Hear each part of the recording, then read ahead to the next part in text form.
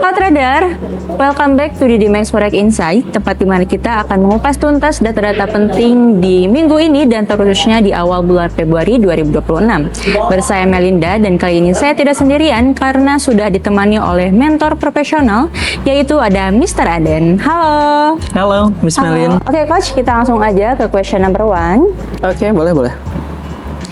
Bagaimana dampak ISM Manufacturing PMI Amerika Serikat terhadap pergerakan USD di minggu ini, Coach? Oke, langsung agak berat ya pembahasan di pagi ini gitu kan. Kita bakal bahas tentang ISM Manufacturing ya.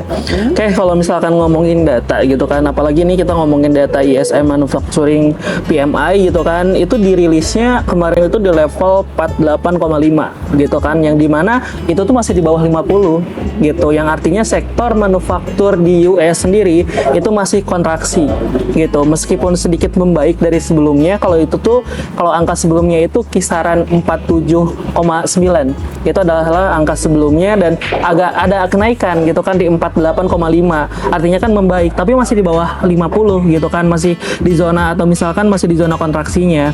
Makanya banyak trader juga gitu kan yang langsung menganggap kenaikan PMI otomatis itu menguat untuk USD, padahal penguatan ini tuh ibarat kata cuman baru sesaat aja gitu kan. Jangan sampai terlalu optimis gitu, karena USD bisa menguat sesaat lalu balik melemah karena investor sendiri menyadari gitu kan fundamental manufaktur itu belum benar-benar pulih. Ini berpotensi memicu false breakout gitu kan, apalagi kalau misalkan ngomongin pair kayak Euro USD, GBP USD maupun XAU USD gitu kan. Jadi trader perlu membaca juga gitu kan level absolute PMI-nya, bukan hanya perubahannya. Dengan memahami konteks ini gitu kan, jadi trader tuh bisa lebih selektif entry dan tidak mudah terjebak euforia saat kenaikan atau penguatan dari USD-nya sendiri. Jadi masih perlu dilihat lah gitu kan dari segi sentimennya seperti apa. Oke. Seperti itu. Oke, next untuk question berikutnya, apa implikasi dari keputusan suku bunga dan juga pernyataan RBA terhadap AUD? Oke, RBA terhadap Audi ya. Iya. Oke, RBA sendiri kalau misalkan di data yang saya tulis di sini gitu kan, RBA mempertahankan cash rate itu di level 3,85%-nya gitu kan, sejalan dengan ekspektasi pasar, disertai pernyataan kebijakan dan konferensi pers gitu kan. Ketika suku bunga tidak berubah gitu, banyak trader bingung apakah Audi bergerak atau justru sideways.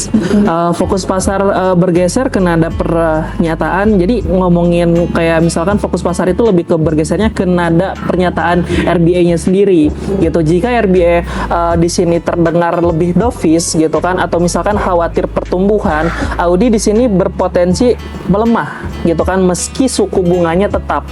Sebaliknya, jika hawkish gitu kan, maka menguat untuk AUD-nya sendiri gitu kan, yang dimana trader sebaliknya tidak hanya menunggu angka suku bunga, tapi juga memahami forward guidance-nya gitu kan. Ini membantu membaca arah Audi sendiri lebih akurat, khususnya gitu kan Audi USD maupun Audi JPY gitu. Jadi dari nadanya juga kita perlu perhatiin juga gitu. Oke, next untuk question nomor 3. Seberapa penting data tenaga kerja NZD bagi volatilitas di pasar, Coach? Oke, seberapa penting ya data tenaga kerja gitu kan NZD bagi volatilitas pasar? Kalau ngomongin volatilitas sebetulnya memang sekarang agak range-nya lebar gitu kan, apalagi kalau ngomongin data employment change dari NZD sendiri itu naik sekitar 0,3% gitu kan, yang dimana sementara gitu kan ngomongin kalau misalkan untuk unemployment rate tetap gitu kan di 5,3% gitu. Angka ini terlihat netral gitu kan, sehingga banyak trader mengabaikannya. Kalau misalnya ngomongin stagnasi pengangguran, itu menunjukkan pasar tenaga kerja untuk NZD sendiri belum cukup kuat gitu kan untuk mendorong kebijakan moneter yang lebih ketat. Jadi kalau misalkan ngomongin NZD, ini berpotensi kehilangan daya dorong gitu kan jika dibandingkan mata uang dengan data tenaga kerja lebih solid. Trader bisa menggunakan data ini sebagai konfirmasi untuk strategi sell on rally gitu kan pada NZD, terutama jika dikombinasi dikorelasikan dengan sentimen risk off global gitu. Oke, next question. Apa sinyal dari ADP Employment dan juga ISM Service PMI Amerika Serikat terhadap NFP, Coach? Oke, ngomongin ADP gitu kan, di sini sebetulnya ADP bertambah sekitar 48, untuk angkanya itu di 48K gitu kan, yang dimana data service PMI-nya juga naik di sekitar 43,6 gitu kan, menunjukkan sektor jasa masih ekspansi gitu kan. Jadi trader tuh sering menganggap atau menjadikan ADP sebagai patokan gitu kan mutlak NFP, padahal korelasinya tidak terlalu kuat gitu. Jadi data ini memberikan signal gitu kan awal bahwa pasar tenaga US sendiri gitu kan ini masih cukup solid.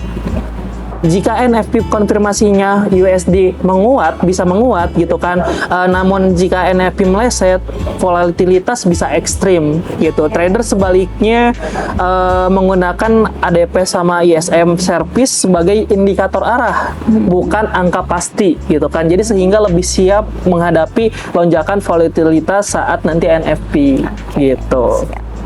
Oke, next question. Bagaimana keputusan BOE mempengaruhi GBP di tengah ketidakpastian ekonomi Inggris, Coach? Oke, ngomongin tentang BOE sendiri gitu kan mempertahankan official bank rate di 3,95%.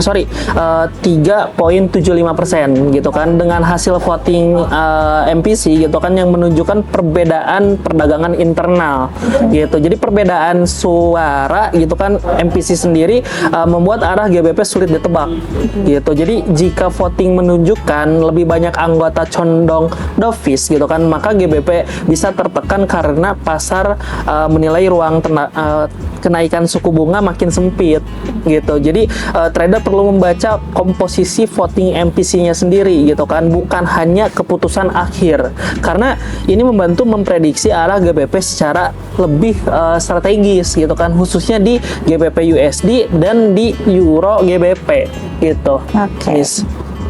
Oke, next question. Apa makna kebijakan ECB bagi pergerakan euro, Coach? Oke, ECB ya. ECB mempertahankan sebetulnya. ECB mempertahankan main refinancing rate-nya itu di sekitar 2,15% gitu kan, disertai pernyataan kebijakan dan konferensi pers gitu kan. Trader sering bereaksi gitu kan terhadap berlebihan gitu kan, padahal ECB cenderung konsisten dan hati-hati gitu kan. Jika ECB di sini menekan perlambatan ekonomi gitu kan Eropa, euro bisa melemah meskipun gitu kan suku bunga tetap gitu. Jadi sebaliknya fokus pada inflasi berpotensi menopang euro sebetulnya gitu kan. Jadi dengan memahami narasi ECB gitu kan, trader bisa lebih sabar menunggu gitu kan konfirmasi arah sebelum entry gitu, terutama pada euro USD gitu. Oke, next question. Seberapa besar dampak dari data tenaga kerja Kanada terhadap CAD, Coach? Oke, employment change Kanada sendiri ini turun ya ke 7,2K dari 8,2K, sekitar 1000 berarti. Sementara gitu kan untuk employment rate-nya sendiri naik ke 6,8% gitu. Pelemahan ini sering dianggap minor oleh trader gitu kan. Jika tren ini berlanjut, CAD berpotensi melemah karena kalau ngomongin pasar gitu kan mulai mempertimbangkan sikap BOC sendiri gitu kan yang lebih dovish gitu. Trader bisa dapat menjadikan data ini sebagai dasar gitu kan bias bullish untuk USD CAD gitu, terutama jika didukung dengan penguatan USD secara global gitu. Oke, last question. Apa arti data NFP Amerika Serikat bagi arah pasar secara keseluruhan, Coach? Oke, NFP sendiri gitu kan, apalagi ini ngomongin NFP US ya gitu kan, itu tercatat di 67K gitu kan, lebih tinggi dari sebelumnya itu di 50K. Sementara untuk unemployment rate-nya itu stabil di angka 4,4% dan average horse earning-nya juga ini di 0,3% gitu kan. Jadi trader sering fokus hanya pada angka NFP sebetulnya gitu kan, tanpa melihat komponen pendukung. Nah ini gitu, ini penting juga gitu kan. Jadi data ini menunjukkan pasar gitu kan, tenaga kerja masih tumbuh gitu, tapi tidak terlalu panas gitu. USD bisa menguat moderat gitu kan, namun tetap belum bisa tanpa euforia berlebihan. Kita jangan terlalu euforia berlebihan gitu kan untuk USD sendiri. Dengan membaca NFP gitu kan secara menyeluruh, trader bisa menyampaikan atau menyesuaikan ekspektasi dan menghindari overtrade di momen volatilitas tinggi. Jadi ketika nanti rilis NFP gitu kan, walaupun memang dari segi angka mungkin udah bisa diprediksi, cuman tetap hati-hati jangan sampai gitu kan overtrade, dan dijaga juga untuk penggunaan lotnya sendiri gitu, Miss Melin. Oke trader, itu dia beberapa data-data penting yang akan dirilis di minggu ini, khususnya di news NFP. Dan buat teman-teman semuanya, jangan sampai ketinggalan untuk episode-episode berikutnya di Max Forex Insight. Dan jangan lupa juga untuk share, like, dan juga subscribe agar kalian gak ketinggalan untuk episode berikutnya. Bersama saya Melinda dan saya Aden Fikri. sampai jumpa. Bye-bye. See you.